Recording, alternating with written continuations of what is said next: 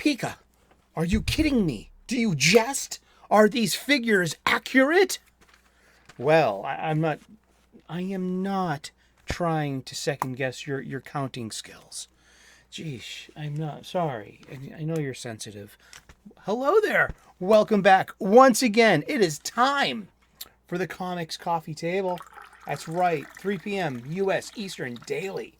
Pull up a chair, grab a cuppa, whatever it is you're shoving under your nose today there, pal. Sizzle chest, turkey pockets, however you identify in the grand spectrum of humanity and beyond. Cheers. Pre-recorded before a live studio audience of my stuffed animals. We have the Canadian Bear, the studio audience, Drinka, the lighting boom mic operator and cameraman, and then everyone's favorite executive producer, my Pikachu, who makes me copious amounts of show notes. And it's New Release Wednesday. It is. So hopefully this is us right about now. I have to take next Wednesday off of going to my LCS. I will be recovering from surgery that Wednesday because the day before on Tuesday, I'm getting a procedure done to a hernia. I have a hernia and I'm getting it taken care of. And I'm blessed and grateful that I can. And so yeah, I have to recover from that. I'm a professional chef. I have to professionally throw a 50-pound sack of potatoes or AP flour over my shoulder and tote it to a table or upstairs sometimes. I mean, that's just part of the job. I have to be able to safely, lift 50 pounds of something. You always want to get assistance if you're lifting something heavier. And, and always use your legs, not your back. But I'm getting a hernia done. So usually it takes 2 to 4 weeks to recover from this. And the doctor was like, what do you do for a living? Like, I'm a chef, 50-pound bags of potatoes. He's like, you need all 4 weeks. So get everything done in writing and I'll be fine. But I'll be on the mend next week. So I won't be at the local comic book shop as we are at this very moment. We're talking in the live chat of like, what am I getting? What am I picking up? Well, let's look at the menu. I wasn't really doubting Pika's numbers that he gives me in this copious amounts of show notes, and he didn't spill my coffee on the show notes. That's what they're for. It gives it character. Rings of coffee on your show notes. I mean, those are out of 80 songs lyrics and stuff, We have the menu of what's available today on New Release Day. Exactly. And some of these I might have even read as part of a digital pirate's chest. Arg. Is where I get to read a boatload of new releases every week now. Lots of Marvel ones, occasionally DC comics, a nice hodgepodge of different indie stuff that I would never look at. And I'm very grateful for the experience. But let's go down some things like I'll be buying. What will I be picking up this week? And what's the big one that I am staying away from? We're going to talk about that now. That's right. But before that, while I'm here at my local comic book shop, my LCS, picking up new releases, I also need to remind myself, hey, you need bags. Get some snugs. Dude. Yeah. Remind myself, right now, you need snugs. And we're good on boards. And we've got a couple of boxes. You can always buy a box, though. I'm gonna need it. But depends on how many, it could be a good week to buy supplies. It could be a light week. Might only be picking up 1 or 2 actual physical floppies. And we're going to talk about one right off the bat. Action Comics 1057 for $4.99.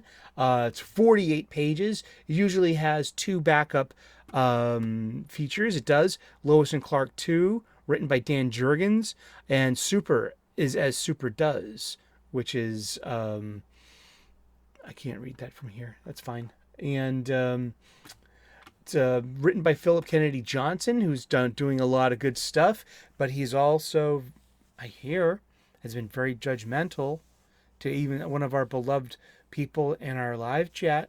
So I'm sorry if the constant good words about this writer, upsets you. I'm sorry. I haven't had, I have all the makings of having a negative interaction with any of these creators who think in that polarizing mode. Fair game, I guess. Someone could just accuse me of adjacency to an H8 group. I don't buy that. I'm not buying that. I'm literally buying their stuff because it's fun and it's good products. And I want to buy everyone's stuff. See, I want to buy Philip Kennedy Johnson stuff and this stuff because I'm a big comics fan, and I'm not playing your two tribes mentality. When two tribes go to war, only one to cast score. It's a 80s song I'm butchering. There are 7 variant covers for this. And it's Action Comics. It really shows off the the super family. There's Osolra and Othora. They're the Supergirl twins, teenage girls from War World that are now living with Clark and Lois. There's Natasha Irons Steele, the niece of John Henry Irons Steele. There's also Superman of China, Qian Kong. And I actually love his motif. I would love to get that on a t-shirt. There's Superboy Con L. There's Supergirl Kara Zor-El, and Superman is Clark Kent. And there's Jonathan Kent and Lois Lane. And it's the super family, and it's jam-packed full of supers, literal supers, the super family. But it's pretty decent Superman fare, and I'm tuned into it. And I like having comics that I can buy, and if I, and we all know that a negative social media interaction, including with yours truly right here, can sour you on the whole thing of being a patron or a reader or a consumer. That has that. It's not cancel culture to stop buying something. That's capitalism. That's free market, in my humble opinion. That's Action Comics 1057, and I'm still buying it. So I will be buying it. It's a new arc, and I could care less about the backup tales, but it is Action Comics. Detective Comics is the same thing. So these are $4.99 comic books, and they have backup tales. As they usually do. I don't read Detective Comics, but 1074 is coming out, written by Ram V, art by Dustin Wen. That's cool. And should I be reading this?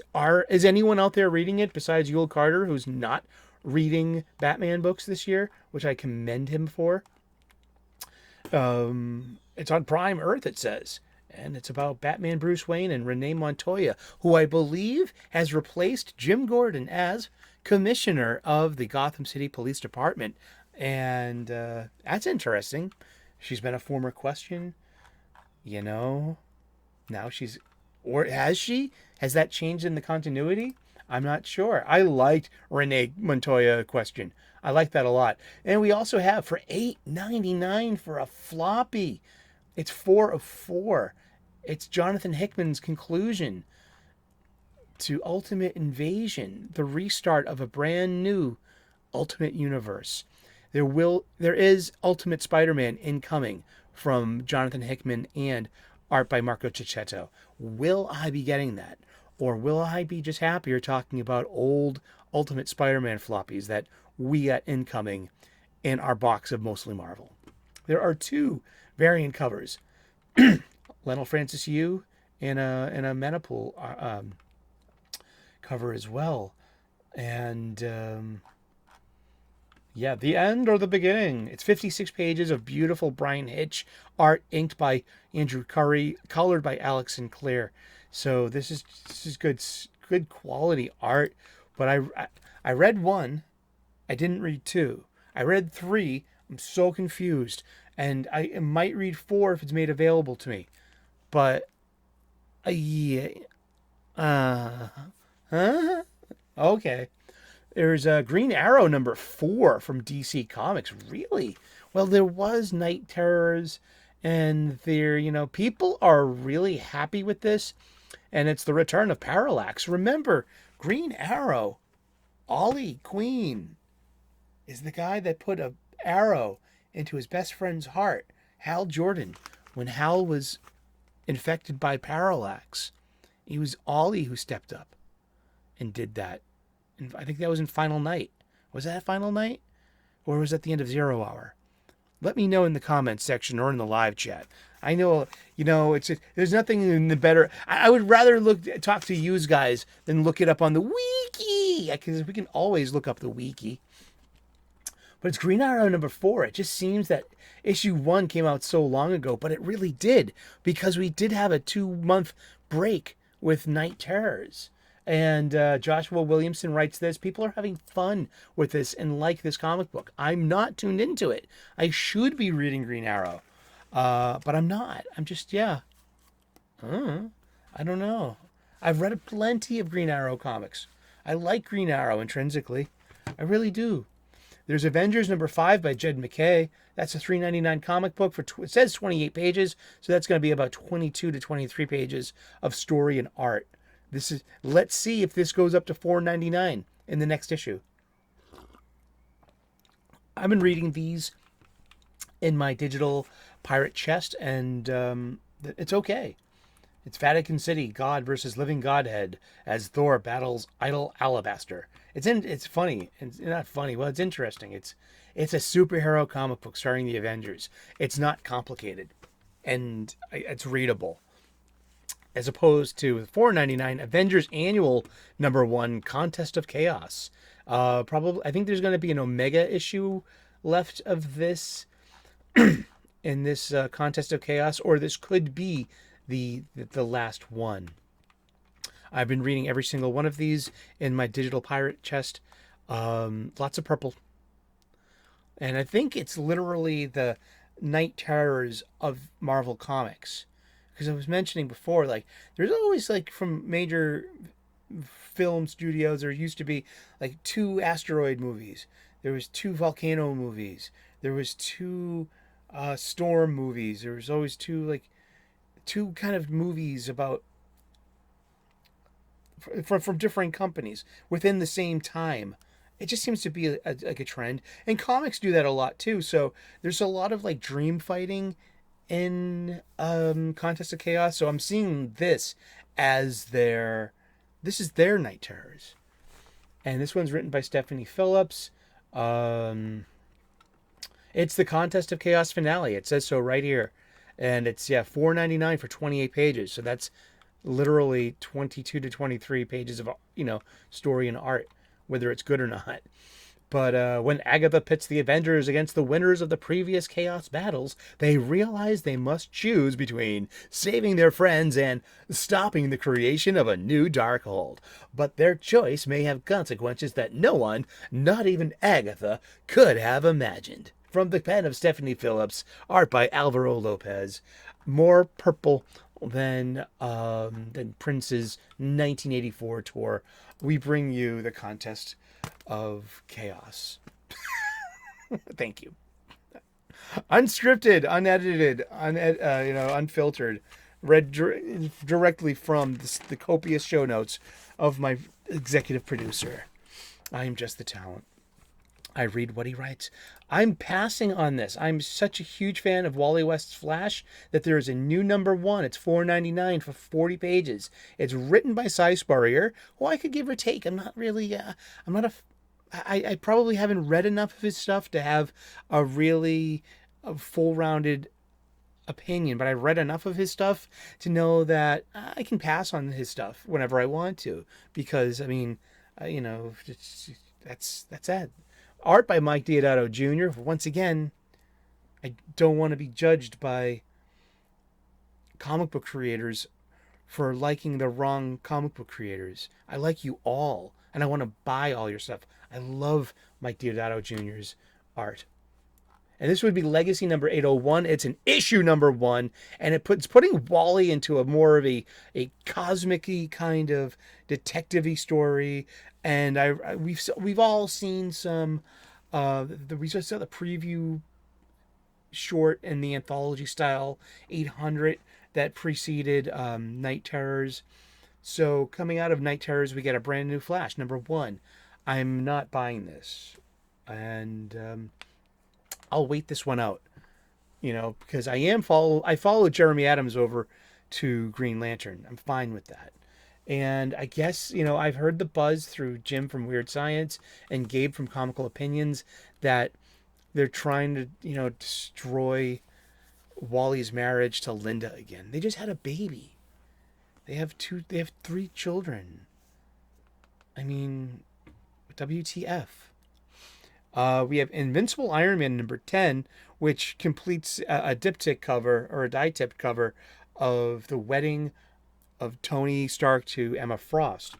And it's Legacy number 660 of Iron Man. It's got 10 variant covers, and it's got a full-up, reference cover to the John Romita Sr. wedding issue of Amazing Spider-Man. It's written by Jerry Duggan, and he's one of the major operators in the Marvel bullpen these days. He earned that. He's been writing comics for over 20 years. He was on Deadpool for a really good run. he's just not everyone's cup of tea. And I've got some definite misses with him as well. But for the most part, I mean, it's a Jerry Duggan book, so you know his cooking, you know what to expect. And he keeps it light and footloose, he really does. And he's actually, I don't know, I've been pleasantly surprised and satisfied with Jerry Duggan's work. And I'll leave it there. And I like the black armor too with the green accents. I like that a lot. Immortal Thor #2 is coming out, $4.99, 28 pages. So once again, we know that it's 20 to 22 to 23 pages of art and story. $4.99.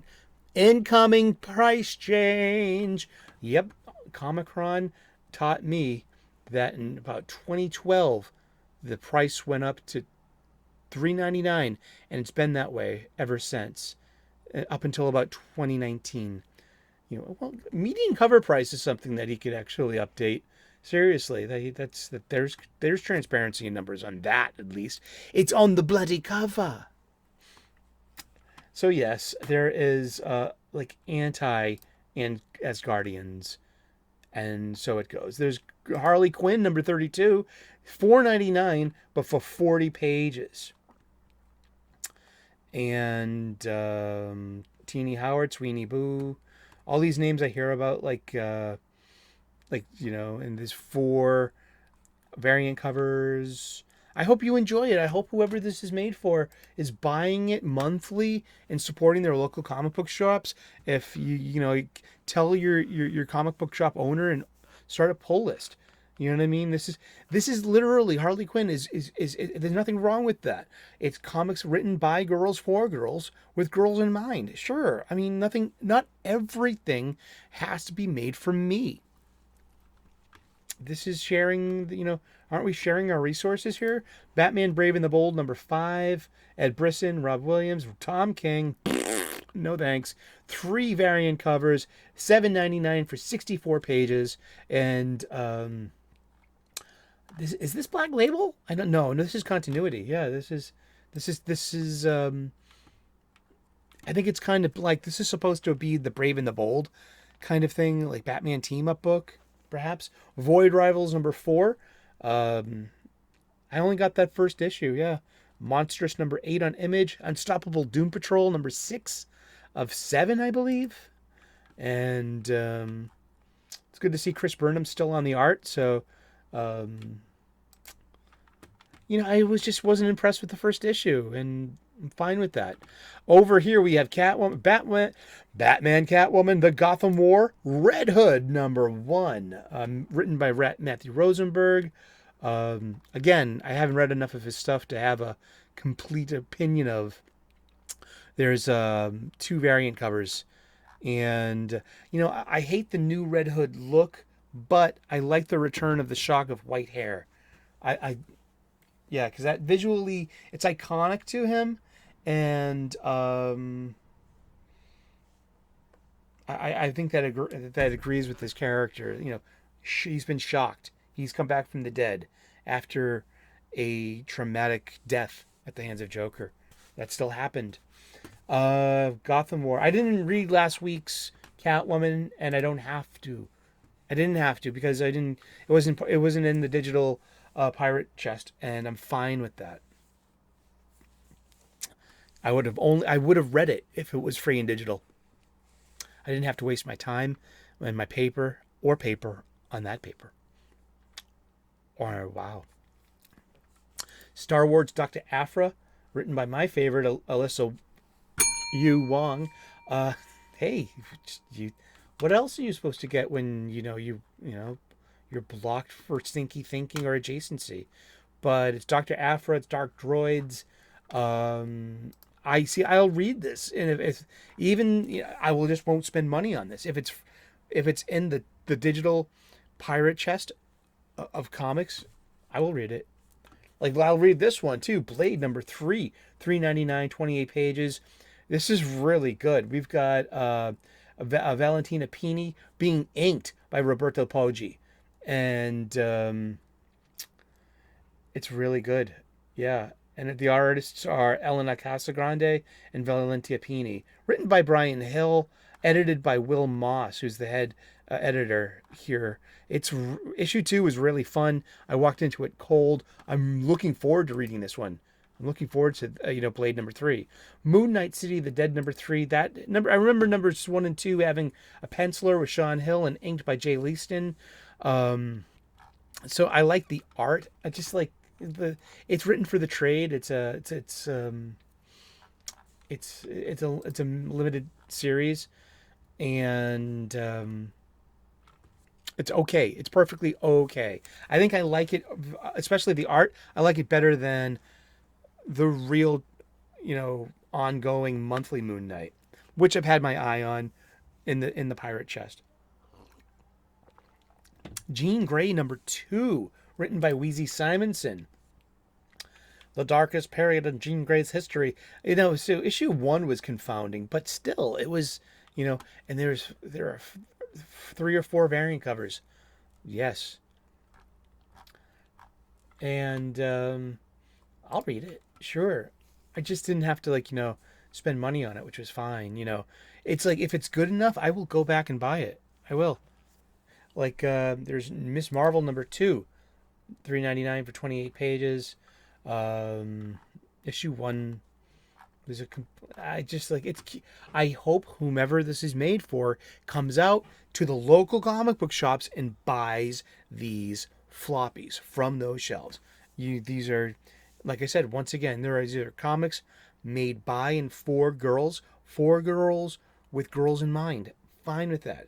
And then I just want to see fitting X-Men tales. I've been saying this about Alpha Flight. Alpha Flight's a decent X-Men read. Uncanny Spider-Man was a decent X-Men read. For me as a lifelong X-Men fan. Now that Miss Marvel is part of the X-Men, may it be a decent X-Men read. Because hey, welcome to the family, Kamala Khan. Welcome. I hope there's a danger room in a mansion for all you kids in the future. I'm one of those mansion people for the X-Men. I'm your enemy online. You have stinky thinking. The Krakoa age is the bestest. It's the fairest, and it's what does any of this have to do with good superhero X-Men storytelling? You can have your cake and eat it too. We always have as X-Men fans. Death of the Venomverse #5. There's Tales of the Titans, Donna Troy. Tales of the Titans #3 on Donna Troy. Oh, look, it looks like, and it's all purple on the cover.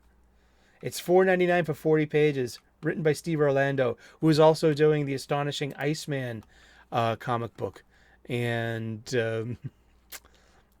I got nothing to say about that. It's like I said, these are comics that aren't made for me. They're made for me, and they're not made by me or with me in mind. And that's fine. Not everything has to be made for me. You got Tom King's Penguin #2. I will read that if it's free. Seriously. Realm of X #2. This is, like I said, this is comics made by girls, for girls, with girls in mind.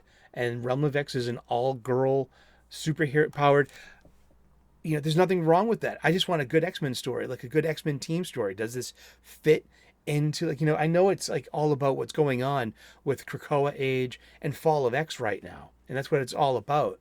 Yet, are they using the sandbox very well? Or is it just insufferable unlikableness?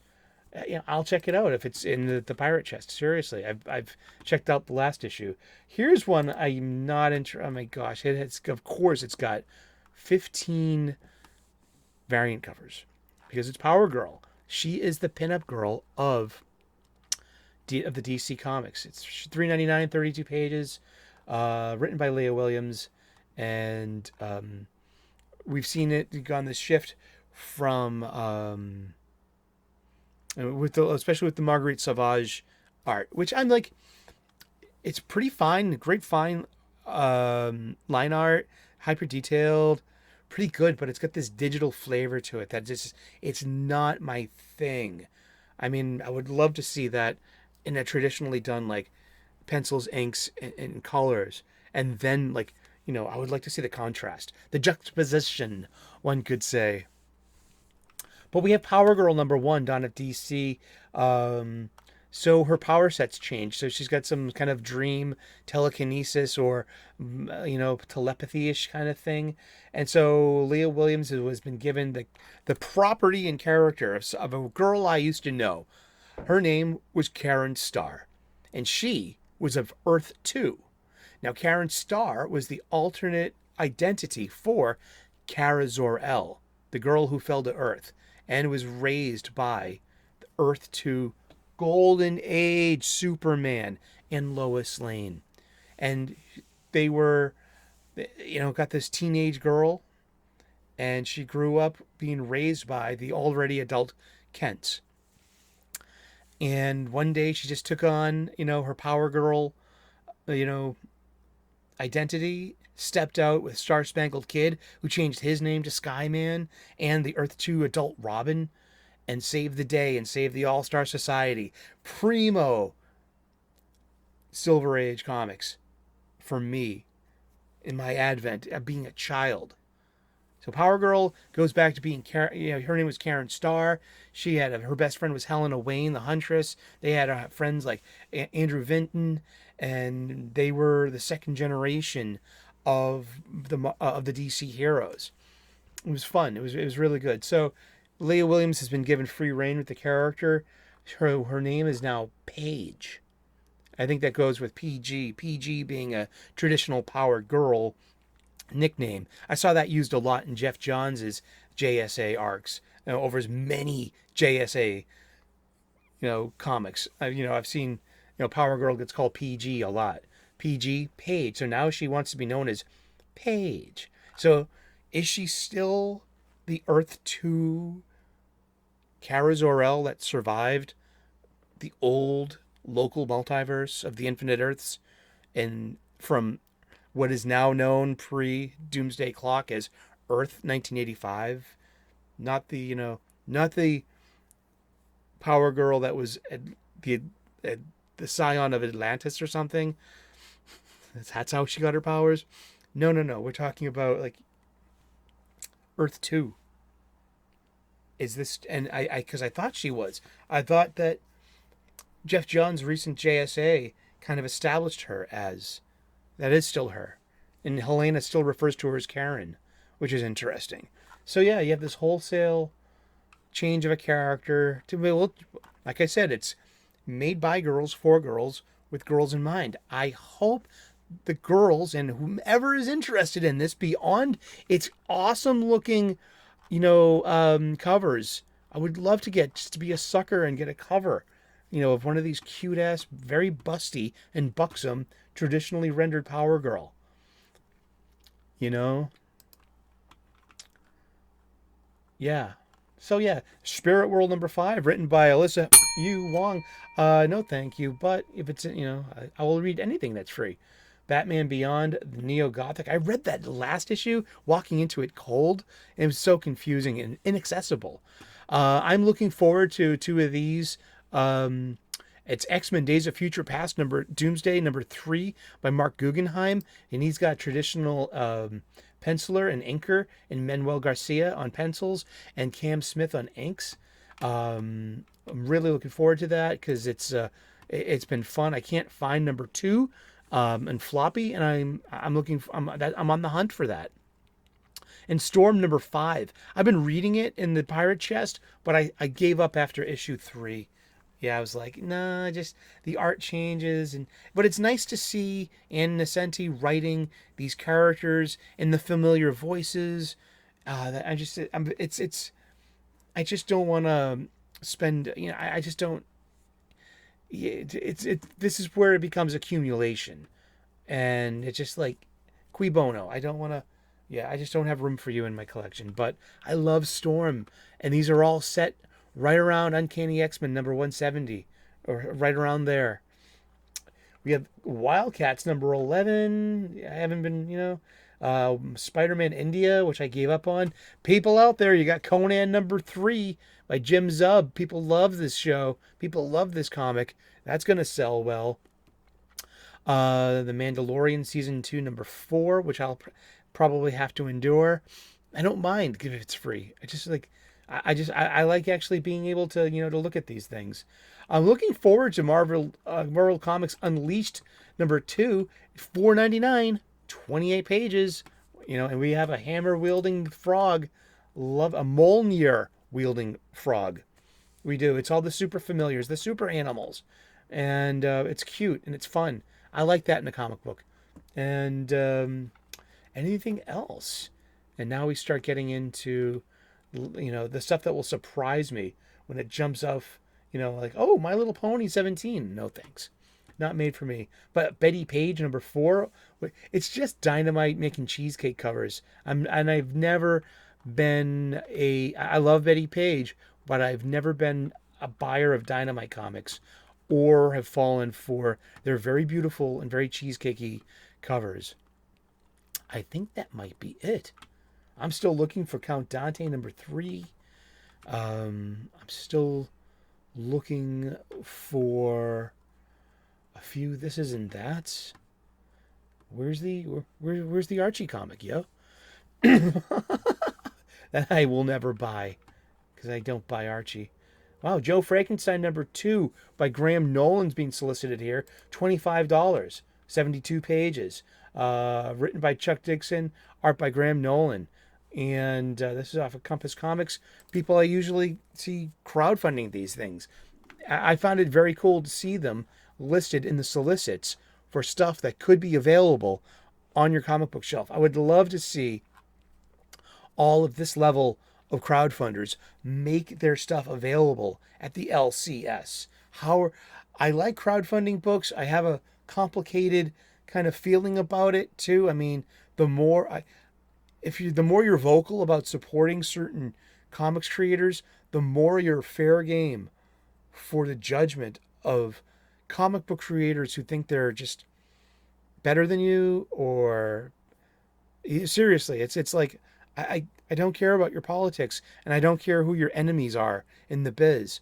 How about we stick to the content and the art and the storytelling, and I can buy whomever I want to buy, and I can not buy whomever I don't want to buy, and I don't definitely have to feel I've been unfairly judged, and I will never buy certain comic book creators because of that. But being adjacent to these groups has a lot to do with those people using this as a filter to judge you. And I don't dig that. I don't dig that at all. I should be judged on my actions and my thoughts and and also my ability to want to buy your comic book. I love buying comic books. I do. I will take chances on comics. And I love being surprised. And I love being satisfied. And there's nothing so unsatisfactory as judgmental comics creators. And I know sometimes I have books out there that are about 1 or 2 years late. And I get ignored by these same, like big name in these creative circles. I'm like, I don't want to talk to them on Twitter about this. Their DMs aren't open. I sent a note on IGG through my purchase with my reference number and a receipt of how much I spent, almost $100. And I never got a response from this creator. I have my problems with these creators. I really do. Sometimes the kayfabe is a bit much. I think that their overuse of the word gay is problematic. I just think it's stupid. I mean, it's the 21st century, Gay and retard are fucking 20th century put-downs. We can leave them there, can't we? I don't know. Let's come up with some new shit. But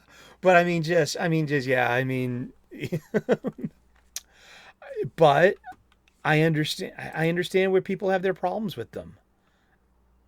But it is like sports radio, and it is like sports fandom, and it is like wrestling and wrestling fandom. Have we forgotten? Did you grow up with sports radio and call-in culture and of fan anger? I grew up in Boston, Massachusetts. In the 21st century, we started winning world championships.